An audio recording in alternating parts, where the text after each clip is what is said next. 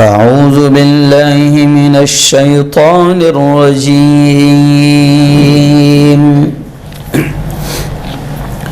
بسم الله الرحمن الرحيم.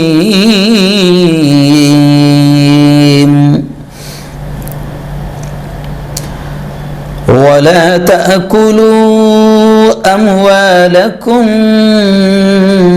بينكم بالباطل. وقال تعالى: أحل الله البيع وحرم الربا. وقال رسول الله صلى الله عليه وسلم: إن الله طيب لا يقبل إلا طيبا، أو كما قال عليه الصلاة والتسليم. وقال صلى الله عليه وسلم: لا يدخل الجنة لحم نبت من السحت، وكل لحم نبت من السحت كانت النار أولى به، أو كما قال عليه الصلاة والسلام. وقال صلى الله عليه وسلم: الراشي والمرتشي كلاهما في النار، أو كما قال عليه الصلاة والسلام. صدق الله العظيم وصدق رسوله النبي الكريم. بہت ہی قابل صد احترام میرے نوجوان دوستوں، بزرگوں، ساتھیوں اور اپنے اپنے گھروں میں بیٹھ کر میری باتوں کو اللہ اور اس کے رسول صلی اللہ علیہ وسلم کے پیغام کو سن رہی میری پردہ نشین ماؤں اور بہنوں، جمعرات کے روز جو لائیو بیان ہوتا ہے آج ہمارا، تو آج کا جو عنوان ہم نے سلیکٹ کیا ہے، منتخب کیا ہے، بہت اہم عنوان ہے کہ حرام مال، حرام کمائی کے برے اثرات۔ جی ہاں، پچھلے ہفتے شب معراج کا موقع تھا،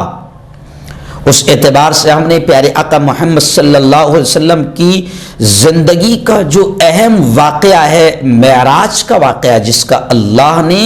اور خود اللہ کے محبوب پیارے آقا محمد صلی اللہ علیہ وسلم نے جو تذکرہ کیا ہے، وہ تمام چیزیں ہم نے بڑی تفصیلی بیان کی تھی، تقریباً 50-55 منٹ پر۔ اور آج ہم نے جو عنوان سلیکٹ کیا ہے، منتخب کیا ہے کہ حرام مال کے، حرام کمائی کے کتنے برے اثرات خود کی زندگی پر ہوتے ہیں، اولاد پر ہوتے ہیں، پوری فیملی پر اس کے اثرات آتے ہیں، پوری زندگی پر اس کے اثرات کیسے آتے ہیں، اور حلال کمانا کتنا ضروری ہے، اس کے کتنے اچھے اثرات ہوتے ہیں اور حرام کے کتنے برے اثرات ہوتے ہیں۔ آج ہم سوچتے ہیں کہ اسی پر تھوڑی سی گفتگو کر لیں، اللہ اور اس کے رسول کے پیغام کو، سندیش کو سامنے رکھتے ہوئے، آیات اور کچھ احادیث کو سامنے رکھتے ہوئے۔ جی ہاں دوستو، میں آپ کو بتاؤں کہ حلال کمائی اور حرام سے بچنے کی شریعت میں بہت تلقین آئی ہے۔ جس قرآن کو ہم مانتے ہیں، جس نبی کو ہم مانتے ہیں، جس رب کو ہم اپنا خالق مالک مانتے ہیں، اور جس رب نے ہماری زندگی کا پورا سسٹم بنایا ہے، جو زندگی اور موت کا مالک ہے، اس نے ہمیں جو آدیش دیے ہیں اس میں حلال کمائی کا حکم دیا ہے، اور حلال کمائی کے فائدے بھی بتائے ہیں، اور حرام سے بچنے کی قرآن اور حدیث نے، شریعت نے بہت تلقین کی ہے۔ اور ہمیں اس بات کی تلقین کی گئی ہے کہ ہم جو کچھ بھی ذرائع آمدنی، جو کچھ بھی ہم کاروبار کر رہے ہیں، جو کچھ بھی ہم آمدنی کر رہے ہیں، چاہے ہم تجارت کرتے ہو یا ہم پھر کاروبار کرتے ہو یا ہم نوکری کرتے ہو، جو کچھ بھی ہم ذرائع آمدنی اختیار کیے ہوئے ہیں، شریعت نے ہمیں تلقین کی ہے کہ ہم اس میں غور کریں کہ کئی کسی طریقے سے حرام مال اور حرام کمائی تو ہماری زندگی میں شامل نہیں ہو رہی ہے۔ بہت شریعت نے اس کی تلقین کی ہے، اور پیارے آقا محمد صلی اللہ علیہ وسلم کی تعلیمات میں ہم کو بتایا گیا ہے کہ جو کچھ ہم کاروبار کر رہے ہیں ہم اس میں پورا غور کریں کہ کہیں رشوت تو نہیں آ رہی ہے، کہیں سود تو نہیں آ رہا ہے، کہیں بیاج تو نہیں آ رہا ہے، کہیں ہماری کمائی دھوکے سے، فراڈ سے بھری ہوئی تو نہیں ہے، کہیں ہم جھوٹ بول کر تو نہیں کما رہے ہیں۔ ان تمام چیزوں کی تلقین ہمیں کی گئی ہے، کیونکہ حرام کمائی کے اور حرام مال کے بڑے برے اثرات زندگی پر پڑتے ہیں، اولاد پر پڑتے ہیں، اور اپنی پوری فیملی پر پڑتے ہیں، یہاں تک کہ دنیا بھی تباہ ہوتی ہے، دنیا کا سکون بھی ختم ہوتا ہے، اور مرنے کے بعد بھی پھر اس کے بڑے برے اثرات آتے ہیں۔ میں تھوڑا دھیرے دھیرے انشاءاللہ آپ کو ضرور بتاؤں گا، لیکن آئیے سب سے پہلے ہم قرآن پاک کی آیت، اللہ کیا کہتا ہے؟ اللہ کیا کہتا ہے؟ اللہ کہتا ہے احل اللہ البیع وحرم الربا۔ اللہ کہتا ہے میں نے تجارت کو، خرید و فروخت کو، بیع کو، بزنس کو تمہارے لیے حلال کیا ہے، وحرم الربا، اور سود کو تمہارے لیے حرام کر دیا ہے۔ جی ہاں، اللہ کہہ رہا ہے، اور اللہ کہتا ہے وَلَا تَأْكُلُوا أَمْوَالَكُمْ بَيْنَكُمْ بِالْبَاطِلِ، کہ تم اپنے درمیان ایک دوسرے کے مال کو غلط طریقے سے نہ کھاؤ۔ اللہ کہہ رہا ہے، یعنی اللہ نے حلال کمائی کا اشارہ کیا ہے کہ حلال جتنا کما سکتے ہو بالکل کماؤ، حلال کمانے میں آپ چاہے کتنا کماؤ، بالکل کوئی ممانعت نہیں ہے، لیکن حرام رتی برابر بھی اگر تمہارے مال میں، تمہاری آمدنی میں، تمہاری کمائی میں اگر شریک ہو جاتا ہے، رتی برابر بھی حرام مال اگر تمہاری کمائی میں آ جاتا ہے، تو پھر اس کے خطرناک اثرات اور نتائج تم کو اپنی زندگی میں بھگتنا پڑے گا، یہاں تک کہ تمہاری اولاد بھی بھگتے گی۔ جی ہاں، پیارے آقا صلی اللہ علیہ وسلم نے حرام کمائی کے تعلق سے، آج ہمارا عنوان ہے حرام کمائی اور حرام مال کے برے اثرات، تو میں یہیں سے شروع کروں گا کہ پیارے آقا صلی اللہ علیہ وسلم نے فرمایا، عن جابر رضی اللہ تعالی عنہ قال قال رسول اللہ صلی اللہ علیہ وسلم لا يدخل الجنة لحم نبت من السحت وَكُلُّ لَحْمٍ نَبَتَ مِنَ السُّحْتِ كَانَتِ النَّارُ أَوْلَى بِهِ رواہ احمد۔ یہ حدیث پوری میں نے آپ کے سامنے پڑھی کہ پیارے آقا صلی اللہ علیہ وسلم فرماتے ہیں کہ جو گوشت یعنی وہ باڈی، وہ جسم، وہ بدن، وہ گوشت کا ٹکڑا جنت میں نہیں جائے گا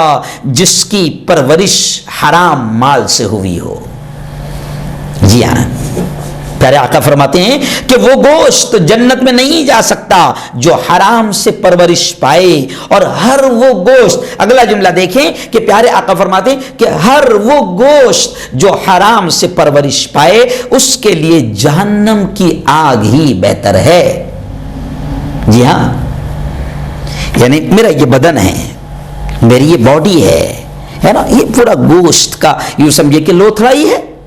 جی ہاں، چاہے وہ ہاتھ کی شکل میں ہو، پیروں کی شکل میں ہو، چہرے کی شکل میں ہو، آنکھوں کی شکل میں ہو، جو بھی ہے یہ پورا گوشت ہے، یہ میرا پورا بدن جو ہے وہ گوشت ہے، اور اللہ کے نبی کہہ رہے ہیں کہ یہ گوشت، یہ بدن، یہ باڈی، یہ جسم جنت میں نہیں جا سکتی اگر اس کی پرورش اگر حرام مال سے ہوئی ہو۔ اب اس حدیث سے میں بات شروع کر رہا ہوں۔ جی ہاں، اور دوسری حدیث پیارے آقا صلی اللہ علیہ وسلم کی ہے ابو ہریرہ رضی اللہ تعالی عنہ سے کہ عن ابی ہریرہ رضی اللہ عنہ قال قال صلی اللہ علیہ وسلم ان اللہ طیب لا يقبل الا طیبا بڑے پیارے الفاظ ہے. پیارے آقا فرماتے ہیں کہ بے شک اللہ پاک ہے اور اللہ پاک چیز کے علاوہ کسی کو قبول نہیں کرتا.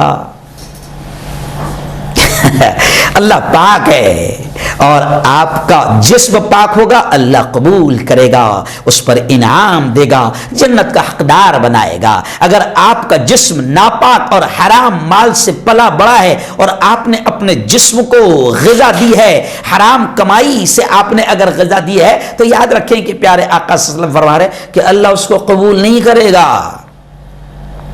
جی ہاں، اب اللہ نے اس انسان کے لیے کاروبار بھی رکھ دیا ہے اور اللہ نے صاف طور سے کہہ دیا ہے کہ میں تمہیں حلال کاروبار کا، حلال آمدنی کا، حلال کمائی کا حکم دیتا ہوں اور میں نے تم پر حرام کمائی کو حرام کر دیا ہے. اور جو جسم حرام باڈی سے پلے گا بڑھے گا وہ جسم جنت میں نہیں جائے گا. آئیے اب تھوڑی سی میں آپ کے سامنے تفصیل کر دوں. جی ہاں، اور یہ اس لیے میں نے عنوان چنا کیونکہ اس کے حرام کمائی کے اثرات بڑے خطرناک پڑتے ہیں. اور آج ہم لوگوں کا مسئلہ یہ ہو گیا ہے کہ ہم نماز تو پڑھ رہے ہیں، روزے بھی رکھ رہے ہیں، زکوٰۃ بھی دے رہے ہیں، حج بھی کر رہے ہیں، ماشاء اللہ. کچھ لوگ تو ایسے جو ہر سال عمرے بھی کر رہے ہیں، لیکن عجیب چیز ہے کہ وہ اپنی کمائی پر دھیان نہیں دیتے ہیں کہ کمائی میں کوئی غلط چیز، حرام چیز، سود، لین دین، بیاج، رشوت، کوئی حرام کمائی تو ہمارے مال میں شامل نہیں ہو رہی ہے. وہ اس پر دھیان نہیں دیتے ہیں، جبکہ ہماری پوری شریعت ہمیں تلقین کرتی ہے کہ حرام مال سے بچو، حرام مال سے بچو، ہمیشہ حلال کھاؤ، اپنی اولاد کو، اپنے فیملی کو، اپنے پریوار کو حلال کھلاؤ. جی ہاں، اور ایک آیت تو بڑی عجیب ہے کہ اللہ کہتا ہے قل، اے محمد کہہ دیجئے، لا یستوی الخبیث والطیب، کہ اللہ کہتا ہے اے محمد کہہ دیجئے کہ حرام اور حلال، جی ہاں، ناجائز اور حلال کبھی برابر نہیں ہو سکتے ہیں.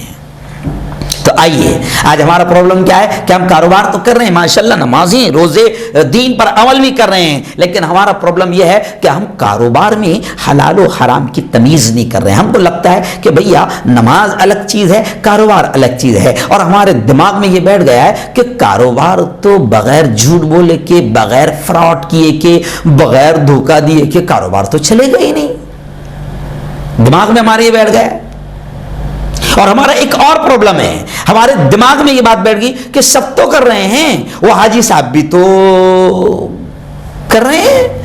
وہ 5 وقت کے نماز، یہ ماشاءاللہ داڑھی اتنی بڑی ہے اور ماشاءاللہ جبہ بھی ہے اور پنڈلیوں تک، آدھی پنڈلی تک کے پیجامہ ہیں، بڑے متقی ہیں، بڑے پرہیزگار ہیں، وہ بھی تو سب ایسے ہی کاروبار کر رہے ہیں، وہ بھی تو جھوٹ بول رہے ہیں، وہ بھی تو دھوکہ دے رہے ہیں. اور مارکیٹ میں تو دھوکے کے بغیر چل ہی نہیں سکتا ہے، جھوٹ بولے بغیر چل ہی نہیں سکتا، فراڈ کیے بغیر چل ہی نہیں سکتا ہے. یہ ہمارے دماغ میں بیٹھا ہے. لیکن اگر ہم صحابہ کی زندگی پڑھیں، عاشقان رسول کی زندگی پڑھیں، تو آپ کو، ہم کو پتا چلے گا کہ صحابہ بھی بڑے بڑے کاروباری تھے، بڑے بڑے بزنس مین تھے. ایسا نہیں ہے کہ صحابہ نے کاروبار نہیں کیا، نبی کریم صلی اللہ علیہ وسلم نے کاروبار نہیں کیا، خود نبی نے کاروبار کیا، نبی نے تجارت کی، نبی نے بزنس کیا، صحابہ نے بزنس کیا اور بڑا بڑا بزنس کیا. میں آپ کو جملہ کہہ دوں تو آپ تعجب کریں گے کہ آج جن کو ہم مالدار سمجھتے ہیں، اگر ہم انڈیا کے رہنے والے تو ہم سمجھتے ہیں ٹاٹا، برلا، ریلائنس، امبانی، اڈانی. میں آپ کو صاف طور سے کہوں گا کہ صحابہ نے اتنے بڑے بڑے کاروبار بھی کیے ہیں کہ یہ ٹاٹا، یہ برلا، یہ اڈانی، یہ امبانی صحابہ کے جوتیوں کی دھول کا مقابلہ نہیں کر سکتے. بزنس میں صحابہ نے ایسے بھی بزنس کیے ہیں، لیکن بڑے پاکیزہ طریقے سے، کوئی دھوکہ نہیں، کوئی فریب نہیں. جی ہاں، میں آگے آپ کو بتاؤں گا کہ کیا کیا آج ہم کر رہے ہیں. اور ہمارے دماغ میں یہ بیٹھا ہے کہ ہمارا یہ مسئلہ ہے کہ ہم کہتے ہیں کہ سبھی تو کر رہے ہیں.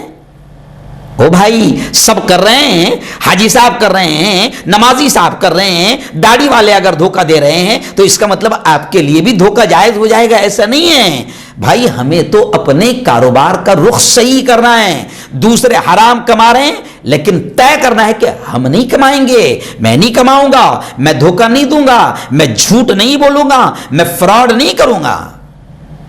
یاد رکھو آپ کی حرام کمائی کے اثرات آپ کے اعمال پر بھی پڑتے ہیں، آپ کی زندگی پر بھی پڑتے ہیں، آپ کی عبادتوں پر بھی پڑتے ہیں، آپ کی دعاؤں پر بھی پڑتے ہیں، آپ کی اولاد اور آپ کی فیملی پر بھی اس کے اثرات پڑتے ہیں۔ جی میں آپ کو بتاؤں، دعا ہی کے بارے میں آپ کو بتا دوں، اگر ہماری کمائی حرام ہے، حرام ہے، اور حرام کا مطلب یہ نہیں کہ ڈائریکٹ آپ گردن مار رہے ہیں، گلا کاٹ رہے ہیں، صرف یہی حرام نہیں ہے، صرف رشوت ہی حرام نہیں ہے،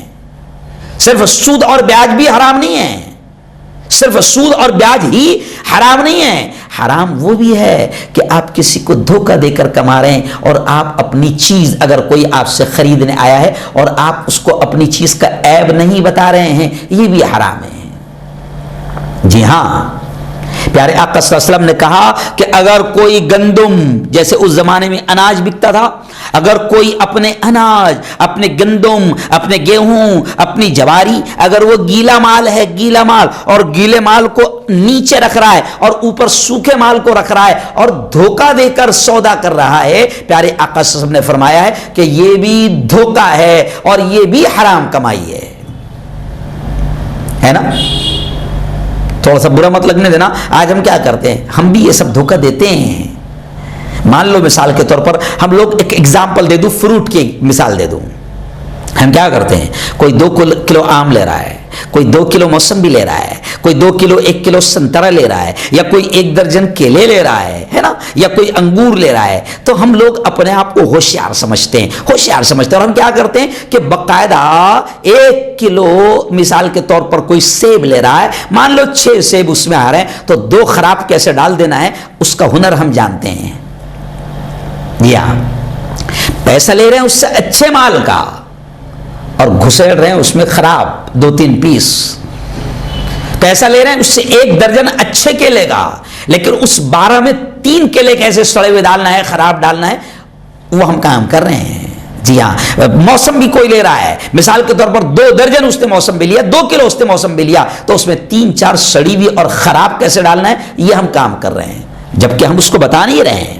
ہم پیسہ لے رہے ہیں اس سے اچھی کوالٹی کا، اور ہم دے رہے ہیں اس کو گندا مال بھی اس میں شامل کر رہے ہیں۔ پیارے آقا صلی اللہ علیہ وسلم نے گندم کی مثال، گیہوں کی مثال دے کر یہ بات کہی کہ اگر کوئی گندم بیچ رہا ہے اور ڈھیر لگا ہوا ہے، اناج کا ڈھیر لگا ہوا ہے، لیکن اوپر سوکھا کھنکھناتا ہوا اناج ہے اور نیچے اندر گیلا مال ہے، جیسے آپ کپاس بیچ رہے ہیں، چلیے آئیے، کپاس بیچنے والے بھی کبھی ایسا کرتے ہیں، ویسے تو ہر دھندے میں الگ الگ طریقے سے فراڈ کیا جاتا ہے، لیکن آپ اگر فراڈ کر رہے ہیں اور دھوکے سے اپنا خراب مال، گندا مال آپ بیچ رہے ہیں، یا اپنی چیز کا نقص اور عیب آپ نہیں بتا رہے اور سامنے والے سے پورا پیسہ لے رہے ہیں، تو آپ گویا کہ اپنے کمائی میں حرام کو شامل کر رہے ہیں۔ اور اب یہ جب حرام آپ کے حلق میں اترے گا تو اب سن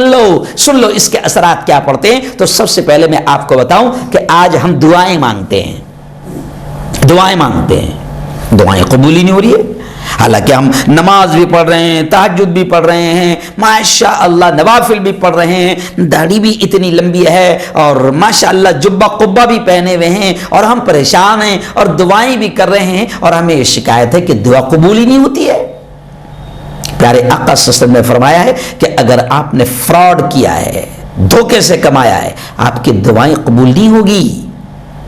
اس کے اثرات یہ آئے گے، یہاں تک کہ اللہ والوں نے کہا کہ حرام لقمہ آپ کے حلق میں اتر رہا ہے، جیسے پیارے آقا صلی اللہ علیہ وسلم نے فرمایا کہ ایک حرام کا لقمہ حلق میں اترتا ہے تو 40 دن تک اللہ دعائیں اور نمازیں قبول نہیں کرتا ہے، اور ہم حرام کما رہے ہیں اور ہمیں شکایت ہے کہ دعائیں قبول نہیں ہو رہی۔ اچھا، کبھی کبھی ہم کو ایسا لگتا ہے کہ ماشاءاللہ الحمدللہ ہماری تو پوری حلال کمائی ہے، لیکن ایسا نہیں ہے۔ تقویٰ تو یہ ہے، پرہیزگاری تو یہ ہے کہ آپ باریکی سے اپنی کمائی پر دھیان دیں۔ آج بہت سارے لوگ پریشان ہیں، اولاد کو لے کر پریشان ہیں، اولاد میں عیب پیدا ہو رہے ہیں، یا اولاد نافرمان پیدا ہو رہی ہے، بیوی سے سکون نہیں مل رہا ہے، گھر بہترین عالیشان بنگلہ ہے مگر نیند نہیں آ رہی ہے، تو ہم غور نہیں کرتے ہیں کہ ہماری آمدنی میں کہاں سے حرام آ رہا ہے۔ صرف ہم سمجھتے ہیں کہ سور کھایا تو یہی حرام ہے، شراب پیا تو یہی حرام ہے، رشوت لیا تو یہی حرام ہے، بیاج کھایا تو یہی حرام ہے. نہیں، حرام تو یہ بھی ہے، حرام تو یہ بھی ہے کہ جناب آپ نے اگر کسی کا حق چھینا ہے، مثال کے طور پر آپ کو سرکاری نوکری لگنی ہے یا آپ کو سرکاری نوکری کرنا ہے نا. ابھی آج کل بہت زیادہ ہوتا ہے کہ آپ کسی مثال کے طور پر آپ کسی اسکول میں ٹیچر بننا چاہ رہے ہیں، ہے نا، لیکن آپ باقاعدہ ایک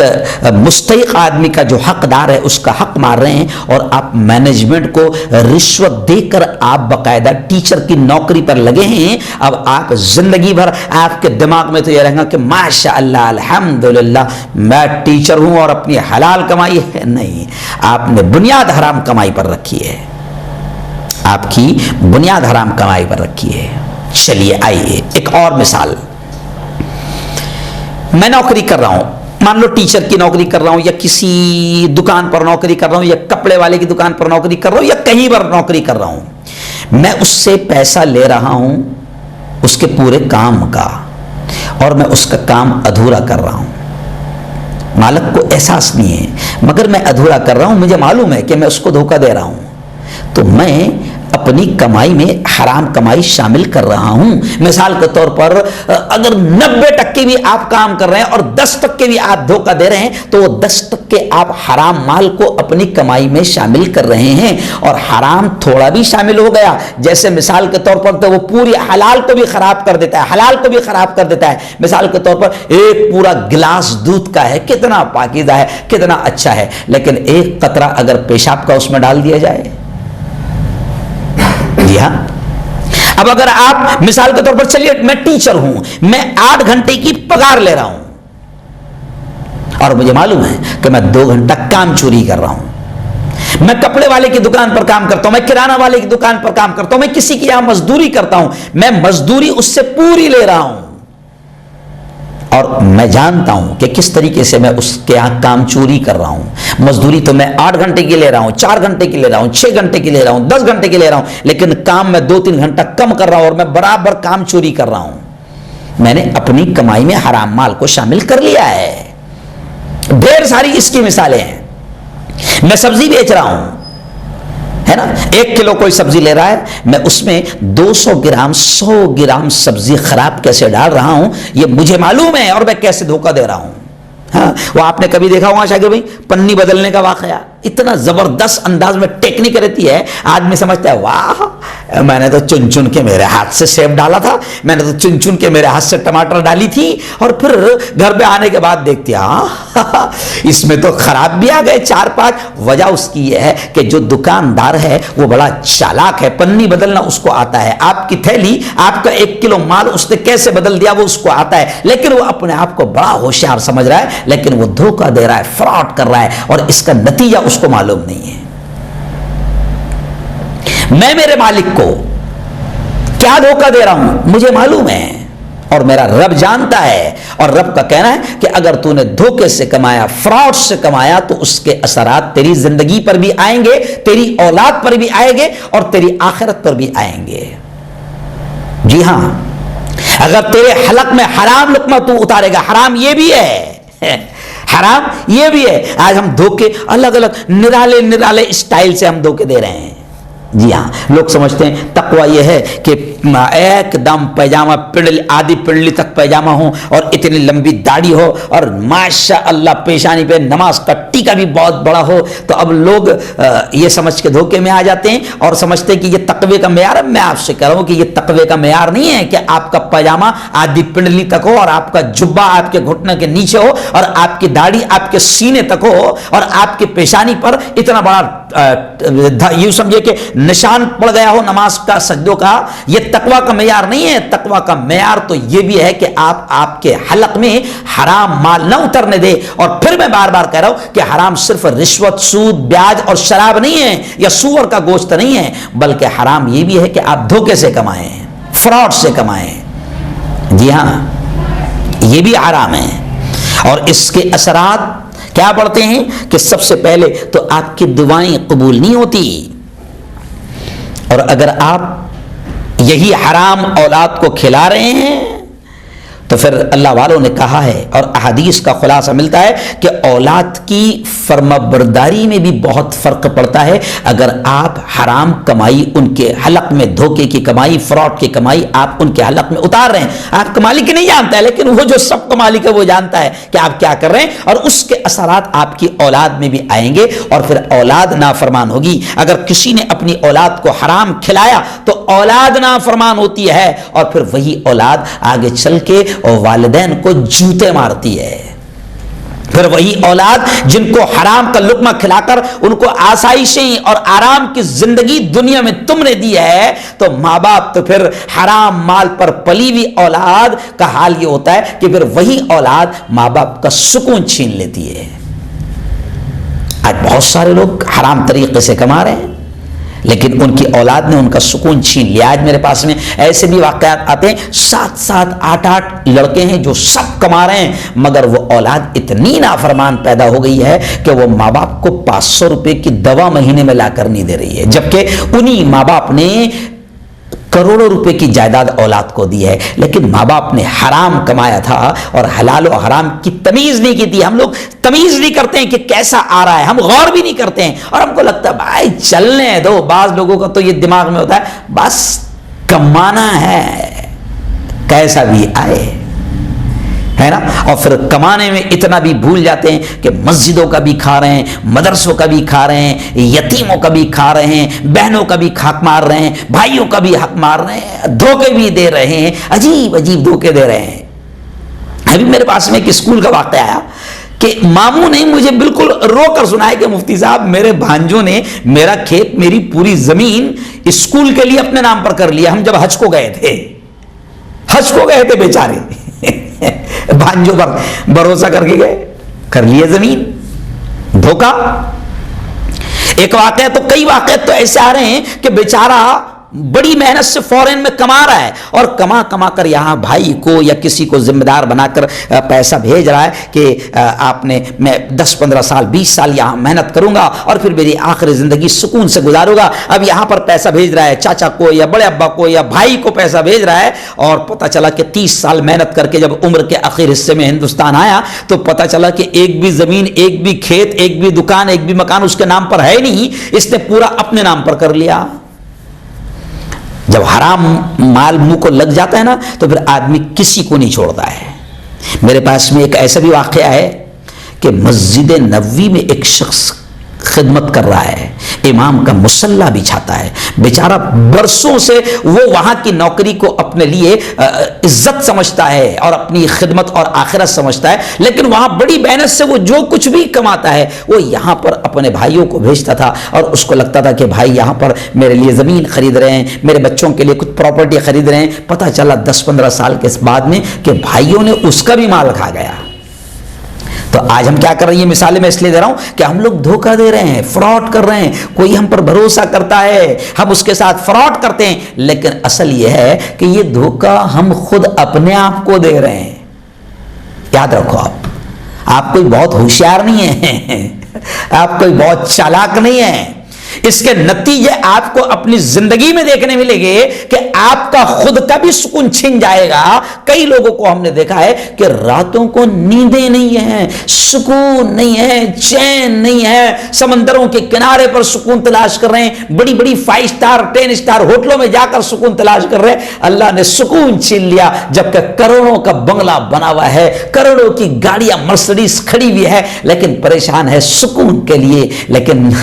اصل تو یہ ہے کہ حرام کمائی سے اس نے خوب دولت جمع کیا، بنگلہ بنایا، گاڑی گھر کے سامنے کھڑی کر دیا، سب کچھ کما لیا، لیکن حرام پر بنیاد رکھا تھا اپنے کاروبار کی، اپنے بزنس کی، لوگوں کو دھوکہ دیا، حرام کمایا. اس کے اثرات یہ ہوئے کہ اللہ نے اس کی زندگی کے، خود کی زندگی کے سکون چھینے. اور ایسے بھی واقعات آ رہے کہ اولاد کو اگر حرام کما کے دیا. میں آپ کو، کیونکہ یہاں پر مجھے ساری چیزیں بیان نہیں کر سکتا میں، وقت کم ہوتا ہے، کئی ماں باپ ایسے ملیں گے کہ اولاد کو عیش و آرام کی زندگی دی، کروڑوں اربوں روپے ان کے لیے چھوڑا، اور آج ان کی اولاد شراب اور ڈرگس میں پکڑی جا رہی ہے. اولاد بھی برے راستے پر چلی گئی.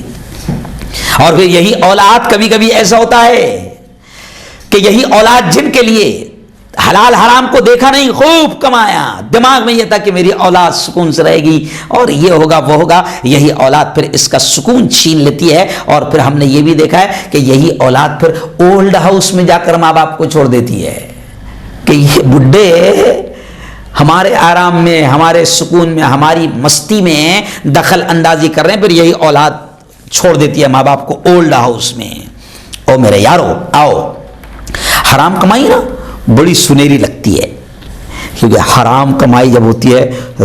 بڑا بنگلہ بھی اسی سے لگتا ہے۔ قرآن نے کیا کہا، عجیب الفاظ قرآن نے کہا، قل اے محمد کہہ دیجئے، لا یستوی الخبیث والطیب، کہ حلال اور حرام، خبیث اور طیب، اچھا اور پاک، اچھا پاک اور ناپاک، یہ کبھی برابر نہیں ہو سکتے۔ اور آگے اللہ نے کیا کہا، وَلَوْ أَعْجَبَكَ کثرت الخبیث، کہ اللہ نے کہا کہ حرام مال کی کثرت بڑی اچھی لگے گی، بہت اچھا لگتا ہے نا۔ لوگوں کے پاس ایک گھر نہیں، میرے پاس تو ماشاءاللہ دو بلڈنگیں ہو گئی، دو بنگلے ہو گئے، لوگوں کے پاس 2 ویلر نہیں، میرے پاس تو 2 کاریں ہو گئی، تو بڑا اچھا لگتا ہے جب حرام آدمی کماتا ہے نا۔ تو قرآن کہتا ہے کہ وَلَوْ أَعْجَبَكَ کثرت الخبیث، حرام مال کی کثرت تجھے بڑی اچھی لگے گی۔ اللہ اشارہ کر رہا ہے کہ حرام مال کی کثرت تجھے بڑی اچھی لگے گی اور بہت اچھا لگتا ہے نا۔ کئی لوگ تو آپ کو مشورہ بھی دیتے ملیں گے، ارے بھائی حلال کمائی سے کچھ نہیں ہو سکتا، جی ہاں حلال کمائی سے کچھ نہیں ہو سکتا، سچ بات ہے، حلال کمائی سے کچھ نہیں ہو سکتا، بڑی مشکل سے زندگی میں ایک گھر ہو پاتا ہے، ورنہ وہ بھی نہیں ہو پاتا ہے، جی ہاں، لیکن حلال کمائی اپنے اچھے اثرات زندگی میں لاتی ہے۔ اور ہم نے دیکھا ہے کہ جن لوگوں نے حلال کمایا اور اپنی اولاد کو حلال کھلایا، زندگی میں اللہ نے ان کو ایسا سکون دیا کہ ان کے جیسا سکون کروڑوں پتی اور ارب پتی حاصل نہیں کر سکتے۔ اور حرام بڑا اچھا لگتا ہے، حرام خوب آتا ہے تو بنگلے بھی بنتے ہیں، گاڑیاں بھی آتی ہے، نوٹیں بھی آتی ہے۔ اچھا حرام جب آتا ہے تو عقل بھی ماری جاتی ہے، عقل بھی ماری جاتی ہے، لیکن اللہ اور اس کا رسول کہتا ہے کہ آپ تاجر ہو، آپ وکیل ہو، آپ بزنس مین ہو، آپ ڈاکٹر ہو، آپ کچھ بھی کرتے ہو، آپ نوکری کرتے ہو، لیکن عقل مندی اور ہوشیاری یہ ہے کہ آپ اپنی کمائی میں حرام کو آنے مت دو، حرام کو گھسنے مت دو۔ آپ کو حرام کمائیں گے، آپ کو عیش و آرام تو نظر آئے گا، لیکن حقیقت یہ ہے کہ یہ عیش و آرام نہیں، یہ زندگی کا سکون بھی ختم کر دے گا۔ ایک ڈاکٹر سوچیں کہ قیامت کے دن اگر مریض نے میرا دامن پکڑ لیا اللہ کے دربار میں تو میں کیا جواب دوں گا، ہے نا؟ ڈاکٹری کتنا اچھا پیشہ ہے، مسیحا کہا جاتا ہے، مسیحا۔ مگر آج مسیحا کیا کر رہا ہے؟ جو کام غریب کا 50 روپے کی دوا میں ہو سکتا تھا اس کو 500 روپے میں ڈال رہا ہے۔ بڑی سے بڑی بیماری مثال کے طور پر آئی، مثال کے طور پر اگر اس کو ٹائیفائڈ، چھوٹی بیماری مان لو ٹائیفائڈ ہوا، ملیریا ہوا، وہ اگر 2 سلائن 3 سلائن میں اچھا ہو سکتا تھا، 1000 روپے میں اچھا ہو سکتا تھا، آج معمولی سا ٹائیفائڈ اور ملیریا کو بھی ڈاکٹر 5000 میں اتار رہا ہے نا؟ خون ٹیسٹ کروانے کی کوئی ضرورت نہیں ہے، پیشاب ٹیسٹ کروانے کی کوئی ضرورت نہیں، لیکن نیا طریقہ نکلا ہے حرام کمانے کا کہ لکھ دو اس کو، یہ ٹیسٹ، وہ ٹیسٹ، وہ ٹیسٹ، وہ ٹیسٹ۔ پھر جب وہاں پر جب جاتے ہیں، میں خود مان لو میری شوگر ٹیسٹ کرنے جاتا ہوں تو سب سے پہلے وہ جو لیب والا ہے وہ پہلے پوچھتا ہے کس ڈاکٹر نے بھیجا ہے، تو میں بھائی تجھے میرا بلڈ ٹیسٹ کرنا ہے، بلڈ ٹیسٹ کرنا ہے نا، شوگر نہیں ٹیسٹ کرنا ہے، کس ڈاکٹر نے بھیجا، یہ کیوں پوچھ رہا ہے؟ وہ اس لیے پوچھ رہا ہے کہ ڈاکٹر صاحب کا نام لکھ کر رات میں ڈاکٹر صاحب کو کمیشن پہنچانا ہے۔ ڈاکٹر صاحب کو پتہ نہیں ہے کہ میڈیکل سے جو تیرا کمیشن آ رہا ہے وہ حرام ہے، ڈاکٹر صاحب کو پتہ نہیں ہے کہ جو تیرا لیب سے جو کمیشن آ رہا ہے وہ حرام ہے، اور جو تم غریبوں کو دھوکہ دے رہے ہو اور ان سے 5 کی جگہ 50 لے رہے ہو تو یہ تم حرام کما رہے ہو، حالانکہ تم نے ڈگری تو حلال کی کمائی ہے۔ جی ہاں، اس چیز سے تم اپنی دنیا بھی اور آخرت دونوں بنا سکتے ہو۔ کاروباری کو سوچنا چاہیے کہ میں کیا کر رہا ہوں، بزنس مین کو سوچنا چاہیے کہ میں کیا کر رہا ہوں۔ آپ وکیل ہیں، آج وکیلوں کو آپ دیکھیں کہ اس کو معلوم ہے کہ جس کا میں نے کیس لیا ہوں یہ 1 نمبر کا حرامی ہے اور اس نے گناہ کیا ہے لیکن وکیل کہتا ہے اب انہیں کو کیا لینا دینا، بھائی اپنا کلائنٹ ہے، اب میں اپنے علم کا، وکیل نے سوچنا چاہیے کہ میں اپنے علم کا غلط استعمال کر رہا ہوں، میں اپنے علم کا قاتل کے لیے، ظالم کے لیے استعمال کر رہا ہوں، اور میں اپنی حلال کمائی کو حرام اس میں شامل کر رہا ہوں۔ جبکہ وکالت کا پیشہ بھی اتنا اچھا ہے کہ پیارے آقا صلی اللہ علیہ وسلم نے فرمایا ہے کہ اگر کسی وکیل نے، یعنی کسی شخص نے اگر کسی مظلوم کو پھانسی کے پھندے سے بچا لیا تو پیارے آقا نے فرمایا کہ وہ اور میں جنت میں اتنے قریب رہے گے۔ ایسا اشارہ کر کے حضور نے بتایا کہ جنت میں وہ اور میں ایسے قریب رہے گے جیسے یہ دونوں انگلیاں ایک دوسرے کے قریب ہے۔ لیکن آج وکالت بھی جھوٹ پر چل رہی ہے، کون سی چیز، ہر چیز میں ہم دھوکہ دے رہے ہیں۔ تو میرے یارو، اللہ کیا کہتا ہے؟ کلوا من الطیبات وعملوا صالحا۔ اللہ کہتا ہے پاک چیز کھاؤ، پاک کھاؤ، حلال کھاؤ اور اچھے اعمال کرو۔ جی ہاں، حرام کمائی کے نقصانات، اگر آپ حرام کمائی سے بچوں کو تعلیم دلوا رہے ہیں، جی ہاں، کھلا بھی رہے ہیں اور تعلیم بھی دلوا رہے ہیں، ہے نا۔ اب آپ کا اور ہمارا یہ خیال ہوگا کہ بچے بڑے ہو کر بڑھاپے کا سہارا بنیں گے۔ ارے ہو سکتا ہے کہ یہی بچے جن کو تم نے حرام مال کھلایا اور حرام مال سے ہی ان کو تعلیم بھی دلوائی، تو وہ تعلیم بھی ان پر اثر نہیں کرے گی۔ یہی آپ نے دیکھا ہوگا کئی پڑھی لکھی اولاد ایسی ہے، ماں باپ کو، میں نے ایک باپ کو دیکھا ہے، میرے بہت قریبی ہے، میں نے ایک باپ کو دیکھا ہے کہ اس نے تقریباً اپنے 4 یا 5 بچوں کو ڈاکٹر بنایا، اور ایک بچے کو ڈاکٹر بنانے میں لاکھوں روپے لگتے ہیں، کچھ کو تو کروڑوں بھی لگتے ہیں۔ اب اگر مان لو اس نے 4-5 بچوں کو ڈاکٹر بنایا تو اس نے اپنی زندگی کی 2 سے 3 کروڑ روپے ان کی پرورش اور ان کی پڑھائی پر خرچ کر دیا۔ لیکن آج ہم دیکھ رہے ہیں حال یہ ہے کہ وہ بچے باپ کے ساتھ کھانا پسند نہیں کر رہے ہیں، باپ کو سلام کرنا پسند نہیں کر رہے ہیں، باپ کے سلام کا جواب دینا پسند نہیں کر رہے ہیں، ایک ہی بلڈنگ میں رہتے ہیں لیکن باپ کی خیریت پوچھنے کو تیار نہیں۔ ارے بھائی، تو نے تو بڑی محنت کیا نا، تو غور کر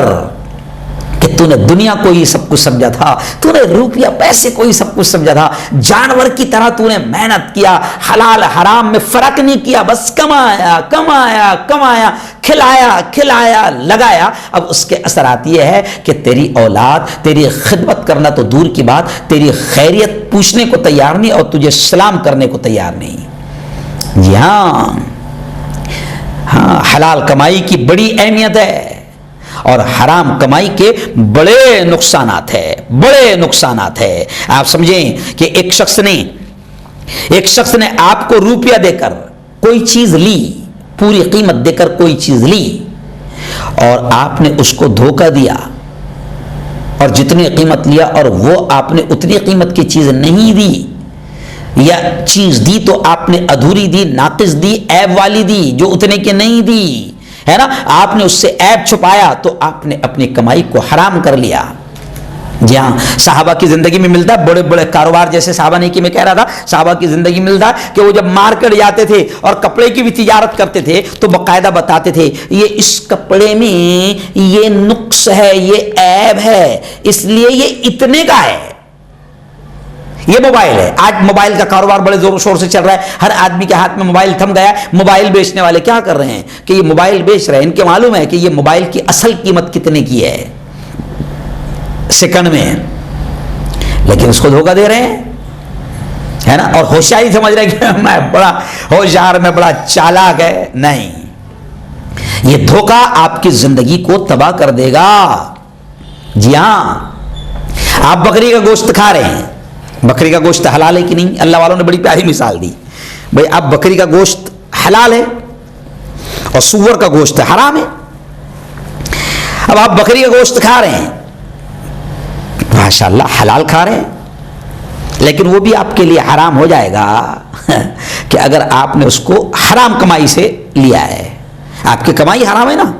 اب گوشت تو حلال ہے، بکری کا ہے، مرغے کا ہے، چکن کا ہے، مچھلی کا ہے، لیکن آپ کی کمائی حرام ہے نا۔ تو آپ یہ نہ سمجھے کہ ماشاءاللہ سبحان اللہ میں خنزیر اور سور تو نہیں کھا رہا ہوں، الحمدللہ میں تو بکری کا گوشت کھا رہا ہوں جو حلال ہے۔ ارے بھائی گوشت حلال ہے، لیکن جس کمائی سے تو نے وہ گوشت لیا ہے وہ تیری کمائی حرام ہے، تو وہ تیرا گوشت بھی حرام ہو جائے گا اور وہ حرام مال تیرے پیٹ میں جا رہا ہے۔ رشوت پر آج آپ دیکھیں، رشوت دھوم سے چل رہی ہے، رشوت لے بھی رہے ہیں، رشوت دے بھی رہے ہیں اور کچھ بھی نہیں سمجھ رہے ہیں، ہے نا۔ اور ہم کمائی کرتے وقت یا نوکری کرتے وقت یہ بھی نہیں دیکھ رہے ہیں کہ یہ نوکری بھی حرام ہے کہ حلال ہے، کیونکہ نوکری بھی حلال اور حرام رہتی ہے۔ مثال کے طور پر ایک اللہ والوں نے بڑی اچھی مثال دی ایک عالم دین نے کہ آپ نائٹ ڈیوٹی کر رہے ہیں، پہرا دے رہے ہیں اور جاگ رہے ہیں اور چوکیداری کر رہے ہیں،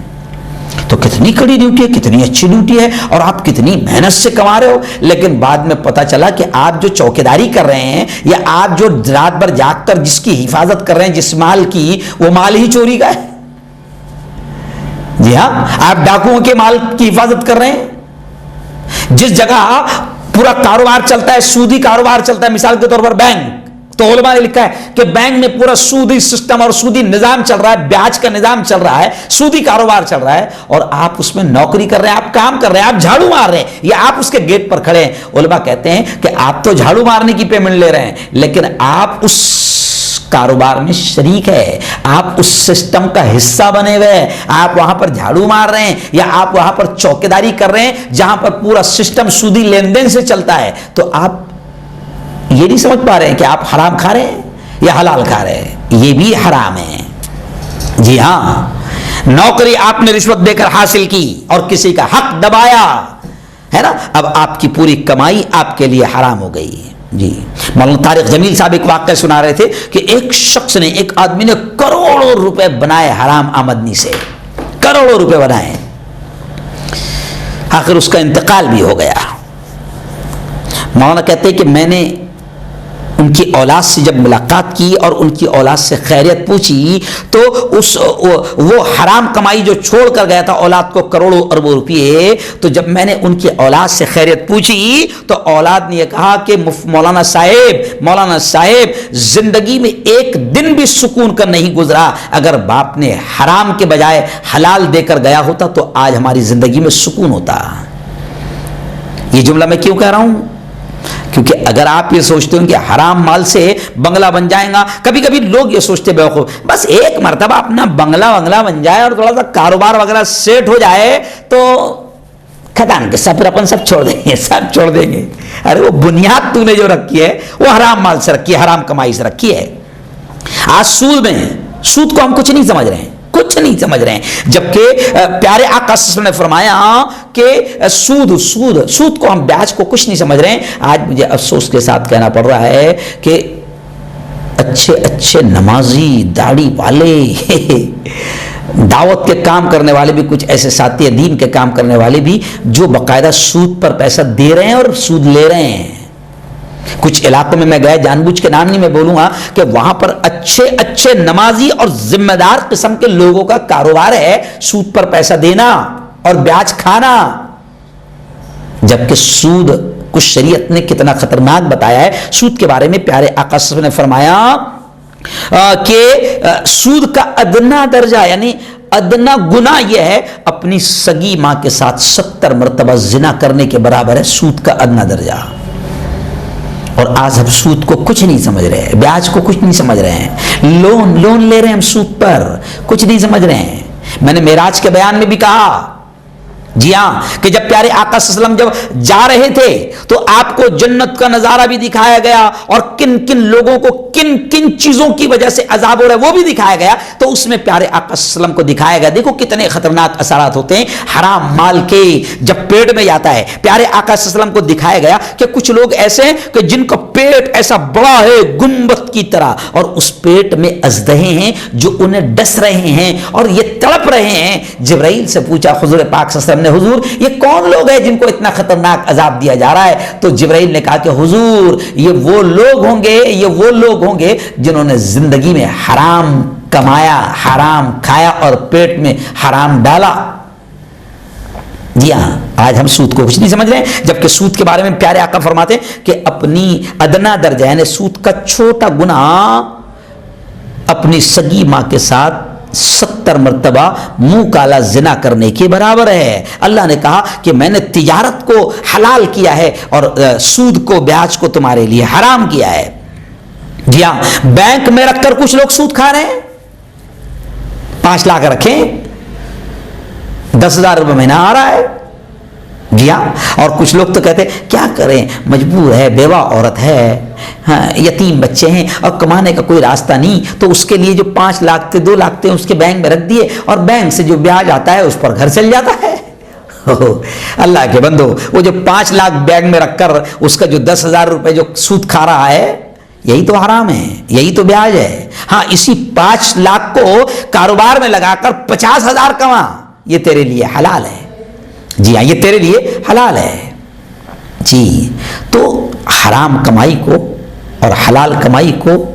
آپ پوری طریقے سے دھیان دو. بلکہ میں اور ہم سب کو غور کرنا چاہیے. کبھی کبھی آدمی کو یہ لگتا ہے کہ ماشاءاللہ الحمدللہ سبحان اللہ میں تو ایک دم مست ہے الحمدللہ، اپنا کوئی حرام کاروبار نہیں ہے. لیکن حرام کاروبار آپ کا شراب کا تو نہیں ہے، آپ کا بیاج کا تو نہیں ہے، آپ کا سٹے کا تو نہیں ہے، آپ کا پتے کا تو نہیں ہے، آپ کا ڈرگس کا تو نہیں ہے. حرام کاروبار آپ کا کوئی بڑا تو نہیں ہے. لیکن حرام صرف وہی نہیں ہے، بلکہ حرام یہ بھی ہے کہ آپ کسی کو دھوکہ دے رہے ہیں، حرام.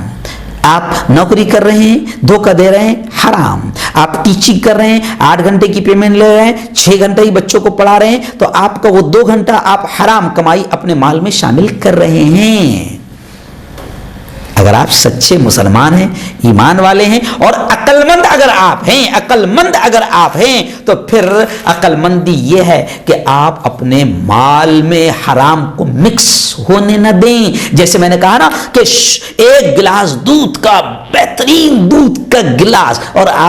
آپ کے اس گلاس میں کوئی 1 قطرہ پیشاب ڈال دیں اور یہ آپ سے کہے کیا فرق پڑتا ہے یار، پورا دودھ اتنا زبردست، اتنا کلین ہے، اتنا پیور دودھ ہے، 1 قطرہ پیشاب سے کیا فرق پڑتا ہے؟ نہیں،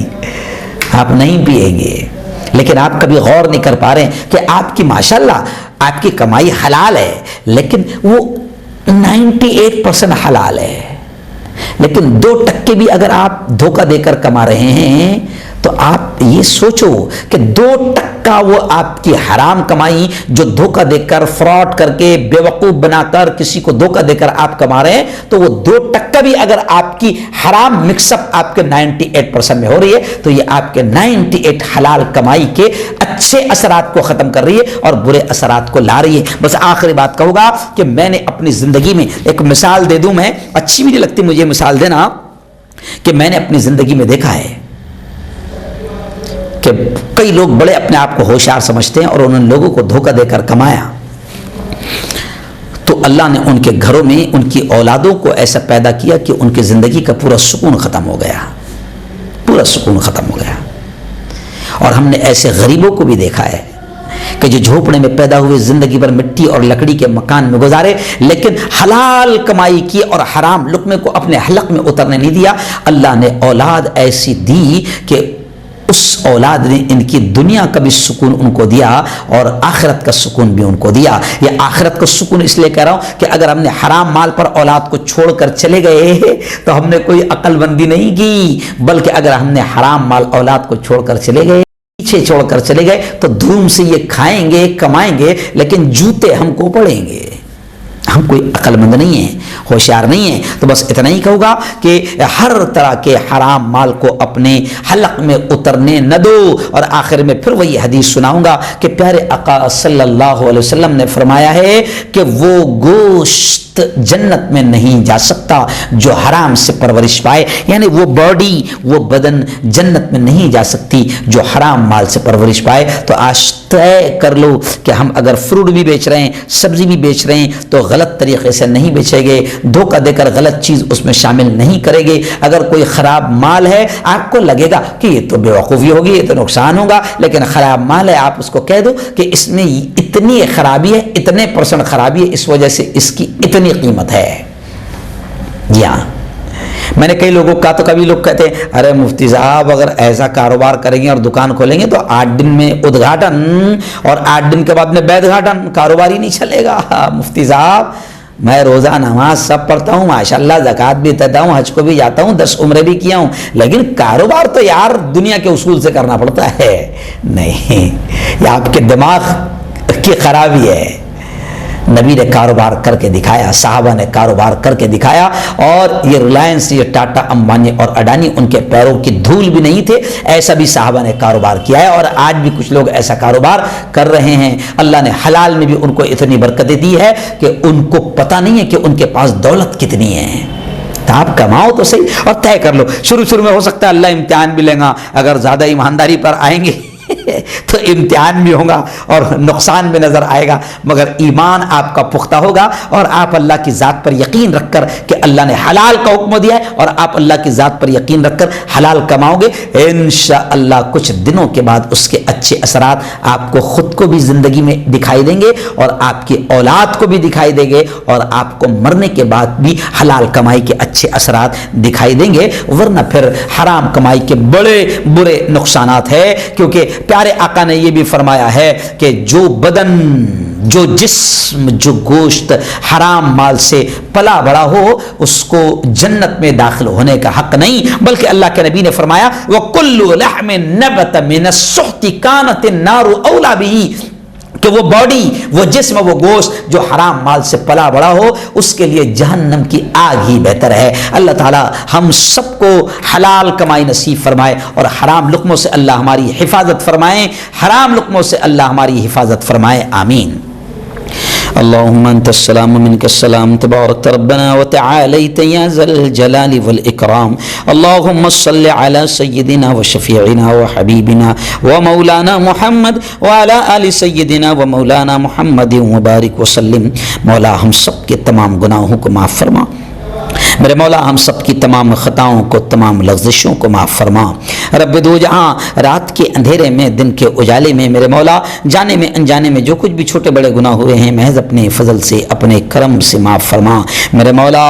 مولا ہم سب کو حلال روزی نصیب فرما، میرے مولا ہم سب کو حلال روزی نصیب فرما، اور حرام لقموں سے ہم سب کی اور پوری امت کی حفاظت فرما، حرام لقموں سے ہم سب کی اور پوری امت کی حفاظت فرما۔ میرے مولا جب تک زندہ رکھ، اسلام پر زندہ رکھ، اور موت دے میرے مولا تو ہم سب کو ایمان والی، کلمہ والی موت نصیب فرما۔ میرے مولا آج حرام مال ہماری کمائی میں مکس ہو رہا ہے اور ہمیں خبر بھی نہیں ہے، میرے مولا ہمیں توفیق دے کہ ہم اپنی کمائی کو حرام مال سے بچا پائے۔ میرے مولا حرام کمائی حرام لقمہ حلق میں اترتا ہے تو نمازیں، دعائیں قبول نہیں ہوتی، میرے مولا تو حرام لقموں سے پوری امت کی حفاظت فرما۔ میرے مولا آج ظالم مار رہے ہیں، قتل کر رہے ہیں، کاٹ رہے ہیں، پوری امت دعائیں کر رہی ہے مگر دعائیں بھی قبول نہیں ہو رہی ہے۔ وجہ اس کی یہ ہے کہ تیرے نبی نے کہہ دیا ہے کہ تمہارے حلق میں حرام اترے گا تو میں دعائیں بھی قبول نہیں کروں گا۔ آج امت کے حلق میں